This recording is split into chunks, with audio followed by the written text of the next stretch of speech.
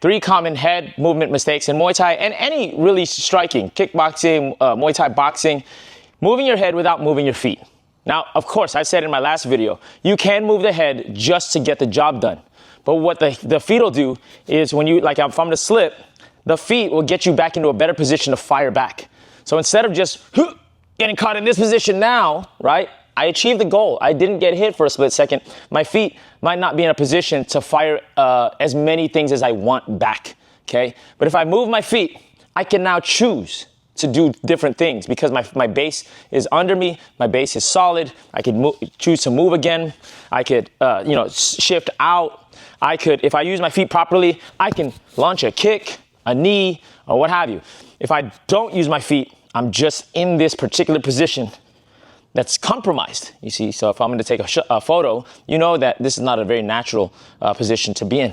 But if I move my feet with my slip, I might be in a better position, okay? So it's the same thing with like leaning back against a head kick in Muay Thai.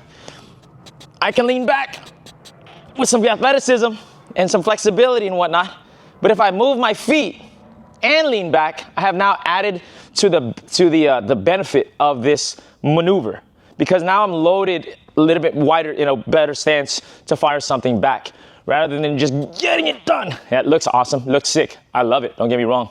But use your feet so you give yourself some more options, okay? So problem number one or mistake number one is not using your feet when you're moving your head. Now, depending on what you do when it comes to like level changing or ducking, is breaking your posture.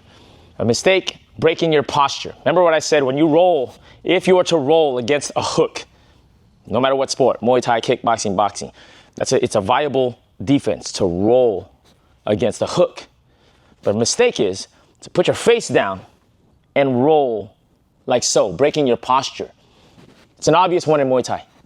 If you break posture and you're not in a good posture and you can't see everything, top position from your opponent will come in and you know what's coming next. If I'm down here and you see me down here and your opponent gets top position, a knee is coming up the middle. You just know that. It's something that we all train. Their head ducks, put your hands on top, making some traffic, and fire that knee. In boxing, you could do it a little bit more. In the sport of boxing, you could do it a little bit more because there's no knee coming in. In kickboxing, there's a knee coming in. They show it, they throw it straight up. So breaking your posture. If you are to duck in these three sports or roll, try not to break your posture in a panic mode. Right? Panic. You have to know what's coming in before you use that move. Let's say a left hook is coming in. When I roll, I'm gonna roll with it a little bit, take the shot a little bit. I know it's coming in, it's pretty fast, and then just get under that shot just enough where it's almost grazing you, okay? Just enough. My chin is tucked in. I have a peripheral of mostly of their body rather than just looking down. I have a peripheral. I'm not looking at the camera now, but I could see my opponent's shoulders. They're up here somewhere. My opponent's head somewhere over here. I don't want to be looking down. Breaking posture. So don't duck in a panic mode when you're using your roll. And then number three is not chaining your head movement.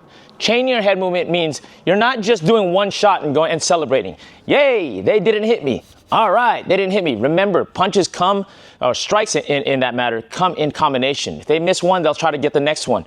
And so if I'm gonna make a miss, let's say with a slip, boom, I'm also gonna clear out with my feet. So I'm putting things together. That's why you see me say, hey, let's put it all together. Let's have some fun. Especially if you're newer, I don't want to, kind of isolate you so much where you think that move is just the word is bond on that move. No, you have to start to put them together. So moving your head within isolation is great practice, but it's not great application. Put it together, slip, get out the way. If I'm gonna duck, I'm gonna pivot out. If I'm gonna move my head and I'm gonna step, then I'm gonna move out. If I'm gonna lean back, maybe I shift out, reset, and come again. So again, not chaining your movement is a common mistake in head movement. You're not done after one shot. I know in this day and age, you want a prize for everything that you do right. You gotta put more together. You gotta put that head movement along with your footwork, along with your athleticism. So when you practice, have some fun with it. And then when you practice again, isolate, make sure everything is nice and tight. All right, so move your head and move your feet, put it all together.